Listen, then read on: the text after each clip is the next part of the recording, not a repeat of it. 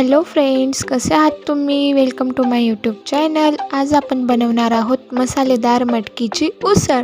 तर आता आपण सुरुवात करू. आदल्या दिवशी मी मठ भिजत घातले आहेत. त्यानंतर त्याला खूप छान कोंब आलेले आहेत.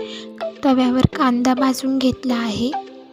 लसूण परतवून घ्यायचं आहे थोडाच. त्यानंतर खोबरं भाजून घ्यायचं आहे.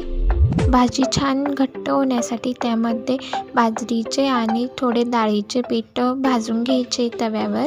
थोडे हलकेसे लाल होऊ द्यायचे. मिक्सरमध्ये भाजलेला कांदा, लसूण आणि खोबरे वाटून घ्यायचे. तुम्ही टमाटा देखील त्याच्यात वाटू शकता, पण मी तो इथे स्किप केला आहे कारण आम्हाला आवडत नाही. मिक्सरमध्ये मसाला वाटून झाला आहे.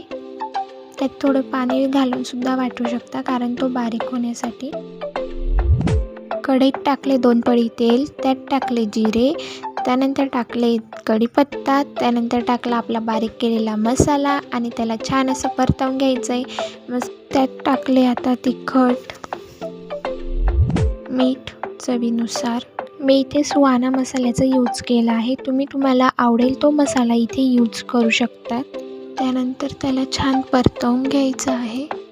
त्यामध्ये वाटीभर पाणी घालायचे आणि थोडे 2 मिनटं त्याला शिजू द्यायचे आहे बारीक गॅसवर.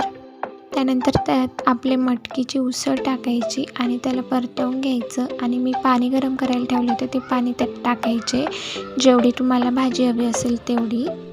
त्यानंतर टाकायचे त्यात आपण भाजलेले पीठ. म्हणजे भाजी छान घट्ट झाली पाहिजे आणि छान दिसली पाहिजे. भाजीला 15 मिनटं लो फ्लेमवर शिजू द्यायचे आहे. तुम्ही बघू शकता आपली भाजी शिजून छान अशी रेडी झाली आहे.